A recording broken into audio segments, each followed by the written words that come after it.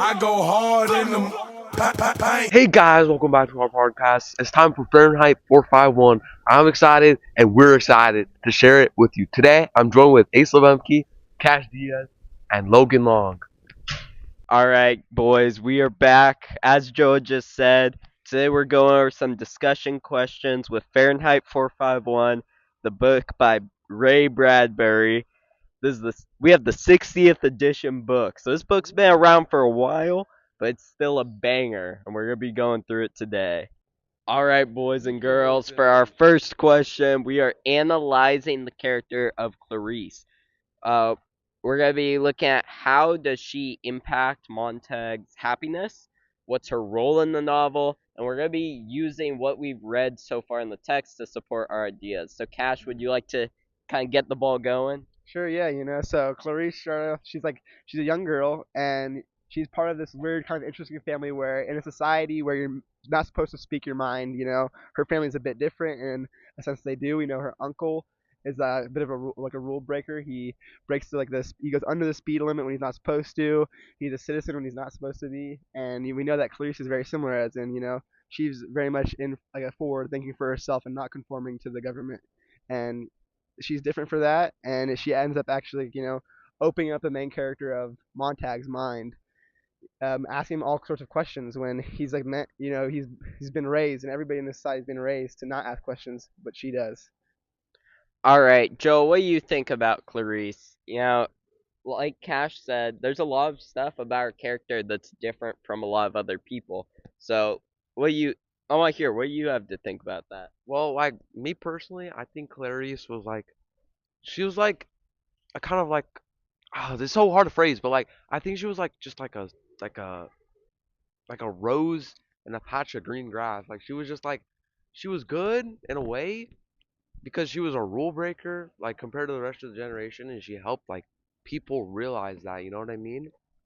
Yeah, I completely understand that. She was definitely a rule breaker, a little different than everyone else in her generation. Logan, what do you think? I think she makes Montag question his happiness and makes him think differently about his life. But I also think she represents curiosity and independence in the novel. Yeah. Yeah, she's very very curious about the world around her in a time when people don't think for themselves. They're all just glued to their screens, which is definitely very representative of what our life is like today. Alright, guys, why do you think Mildred overdosed on the sleeping pills? Do you accept Montag's explanation? How does the experience with the METs inform your answer? Provide evidence from the text. All right, so I'm going first on this one. Mildred seemed depressed throughout the early parts of the book, not really providing any thoughtful conversations and spending most of her time watching entertainment. The EMTs, who are really just handymen, show us that this is a common thing. So it's easy to assume that in this futuristic world, many people are depressed like Mildred. Yes, and it's very easy to believe that people in this world, also in this dystopian world, might just have such bad memory, short-term memory, due to the fact that they're constantly 24/7 just like occupied with stuff, like keeping the dopamine levels up, like making their attention spans even shorter, constantly surrounded by technology. As we see, they have their walls they've turned into little screens, their whole walls, and that definitely cannot be good for your brain. Just constantly being overstimulated definitely is going to, I would imagine, shorten their memory, and we see that it's very common in this world. So I could assume that a lot of people probably have very bad memory, and she could have just forgotten that she'd taken pills. So you're saying you kind of agree with Montag's explanation. I accept his explanation. Yeah, I believe it. All right, Logan, what do you think about this topic? I said something similar to you. I said Mildred overdoses because she's unhappy and emotionally empty, and the workers or handyman know how to do it because it's such a common thing in this society. It is. Joe, you want to lead us into our next question here? Yeah. So our next question says, how does Clarice describe school? What warning or criticism is communicated through her description? Is her description accurate in any aspect of modern education in your experience? Clarice says school is fast, loud, and focused on memorizing facts and of thinking. Bradbury is warning that education is dangerous without critical thinking. Yeah, I agree, Logan. I actually said something very similar. I said that she says her school is very fast paced learning, involving a lot of screens, where there's no real deep conversations where students can connect. I can see this as being similar to some aspects of our modern school, but not all of them. She describes it as a bunch of just basically slop poured down the students' throats, basically just like put in their mind. It's only answers instead of like there's no questions being asked. It's just a lot of answers, and to a degree, I kind of see it's being similar to modern day school because there's certain times where I find it just like that we're just like remembering stuff just to regurgitate it on a test. So yeah, I agree. All right. With our next section, we got reread the section in which Montag steals a book. How premeditated is his decision? How does he? How does his theft of the book fit into the story arc of anti-hero? I said that his choice to steal the book was both a on the fly decision and premeditative. Because while he was thinking about taking a book for a while after Clarice brought it up to him, I think in the moment it wasn't his intention to steal the book originally, but once he had that opportunity in front of him, he went for it. Well, at this point in the novel, Montag is very kind of flustered. He's got all these newfound thoughts. He's more deep in thought now, more than ever, and he is now more on the side of the people that have the books now. And it's a very chaotic scenario. They're trying to burn this house down with a lady in it, with all these books, and she's trying to actually kill herself and go down with the house. And so it's kind of like just on autopilot. He has a book. He's kind of wants to fight against this what he's doing in a sense, and so he just takes it on autopilot. And Cash, this kind of perfectly leads us into our next question, which is about the woman and why she chooses to strike the match and be burned alive. Logan, what do you have to say about that question number 5? I said the woman chooses to die because books mean more to her life. Without them, her act shows the power of ideas in this novel. I think she does this to escape the life she's like living in. You know what I mean? And like like have the book in her dad is also like more important to her than living in the world that she's in where she's like trapped. She's like emotionless, and she's just kind of wants to escape. All right, and now with our next question, we got review the meaning in which Clarice rubs a dandelion on Montag's chin. What do you think the significance is of this encounter? This interaction with Clarice starts out as a funny children's game, but leads to him believing that his relationship isn't actually love and realizing that it's not the way he wants to spend the rest of his life. So in this meeting, Clarice rubs the dandelion on Montag's chin, and she basically says that if no dandelion like residue is left on your chin, then you're not actually truly in love with anybody. You have no love. So when no residue is left on his chin, he is forced to stop and think like if he really truly loves his wife and what kind of relationship he has with her, and if it is a real one. Revisit Beatty's statement out of the nursery into the college and back to the nursery. There's your intellectual pattern for the past 5 centuries or more. According to Beatty, what is the cause of the pattern? Is this pattern in society today? Explain. Beatty is saying that people prefer comfort over difficult situations. You're born into comfort, you work your way up into college, but then you just revert back to being in comfort. And in this way, we never truly continue to learn after our school days are over. He's almost saying in a way that people themselves have forced themselves into the situation that they're in, like in the dystopian world that the novel is set in, and they just want to be comforted their whole life. They don't want to feel discomfort, so they do not necessarily what's best and healthiest for them and what's best for like society and asking questions. They just want to do what's easy and what's simple and just be on autopilot like mindless robots. Alright, number 8. Beatty claims that too much time to think makes people melancholy. He claims that one goal of technology is to fill up people's time so they can be happy. How is this evident in Fahrenheit 451? How are these claims true today? Is there value in boredom? And do you make time to think, or do you fill your time with technology? Technology in the novel keeps people busy so they do not think. Bradbury suggests boredom can be valuable because it leads to reflection. In the book, many people, like Montag's life, filled their time with technology. This is very true today, as many kids spend their time doom scrolling instead of doing assignments or learning. This is true of modern society, as pretty much everybody has a phone in their pocket. They'll have headphones, headsets, whatever, AirPods. They have TVs, big TVs on their walls, almost comically large at this point. And there's something always accompanying people and occupying them to just keep them preoccupied. When there's definitely value in boredom, I believe. It gives people the time to stop and think, and many great things can come from that. Thinking is where many great things come from, like music, all of that. And but I definitely find, yeah, and I definitely find that more often than not I do fill my time with technology when I probably shouldn't.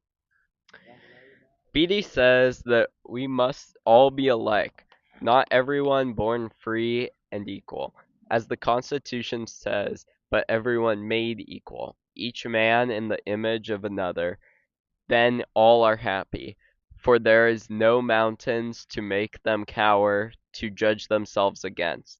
So, a book is a loaded gun in the house next door.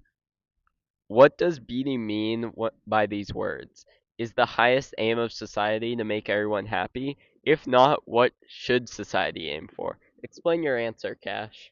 And my answer, all right. Basically he means that in the world that there basically the laws are eventually put in place in this dystopian society that makes it dystopian is people just wanting to everyone to be equal.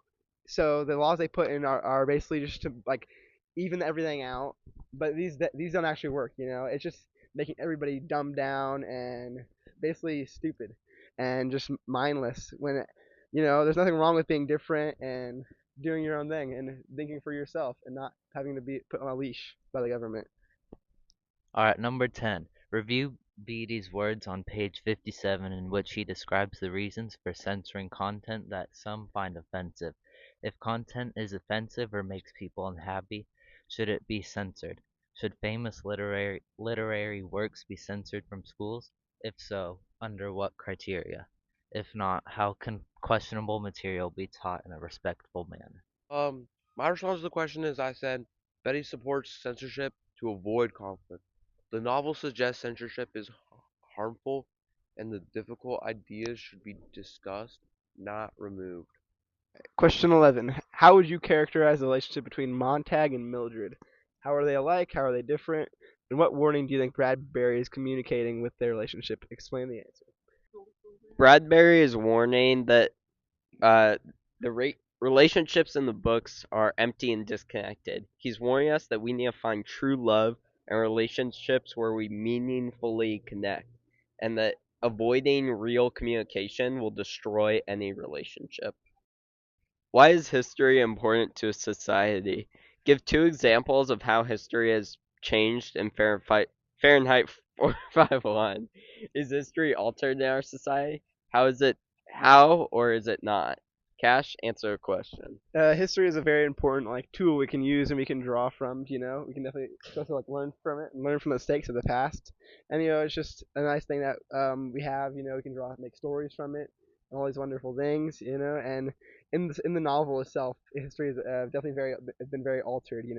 Firemen, what used to be in the old world, would put out fires. They now start fires, and burn books and whatnot to get rid of history. And basically there's eliminating history. Last question, number 13. Fahrenheit 451 is considered speculative fiction as it attempts to consider what would happen if this goes on. What aspects of his society is Bradbury warning readers about? Explain your answer. What would you warn about if you were to write a similar novel? Ace, what do you think about this? Bradbury warns about overusing technology and losing critical thinking. A similar novel today might warn about social media and misinformation or the excessive use of AI. And now a quick message from our sponsor. Do you want super good, super hot, super yummy, give me a tummy, Vietnamese food? Go to Bamboo Cafe on Cochrane, right next to Sprouts and Jersey Mike's. They have a Kobe mural, it's really cool, they have really good food. Get the B1, that's my favorite, recommend. Thank you. Thank you, Cash, for that amazing sponsorship message. Everybody go down to Bamboo Cafe as soon as you finish this episode. And now we have some questions that I wrote that I'm going to ask you guys. My first question, if you were burning down a library that had every book in the world as a fireman from Fahrenheit 451, and were with us, okay, which book would you steal? It's going to be the only book left in humanity. Joa, you want to start us off? Probably for Fahrenheit 451. Oh, no, I'm just kidding. I'll probably steal a dictionary. Of my first option though would probably be like a history book, like a history, either U.S. history or global history. I think global history is more important than U.S. history because the global history like does talk about U.S. history. But again, dictionary or U.S. history book. I mean global history book. You know what I mean? Yeah, that's a solid answer. That's kind of what I was thinking too. Cash, what about you? I would say the book Outsiders. I really like that one. That was a book I read like in 7th grade when you needed the AR points, and that was one of the books I read that I actually really liked. I really enjoyed it. Yeah, that's a good one. Uh, Logan, what do you think? What book would you steal? Probably one of the Hunger Games books because it's entertaining and it also, like, I could share with others that we don't have to follow like rules and we can go against the grain.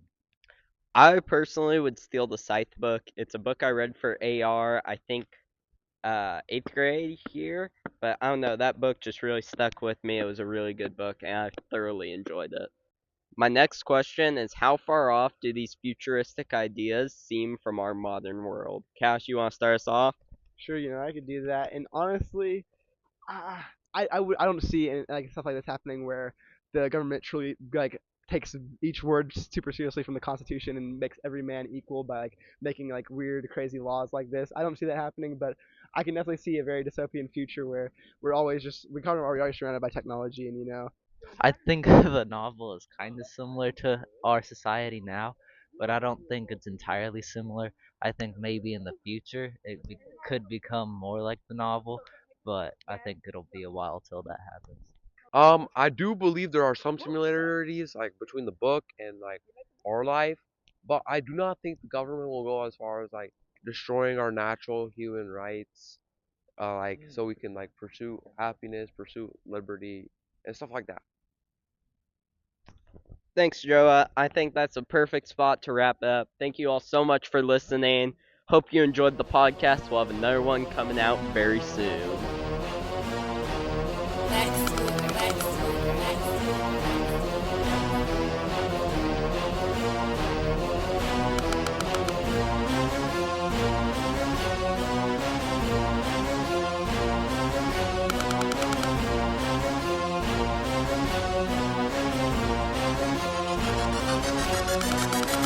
I go hard in them paint.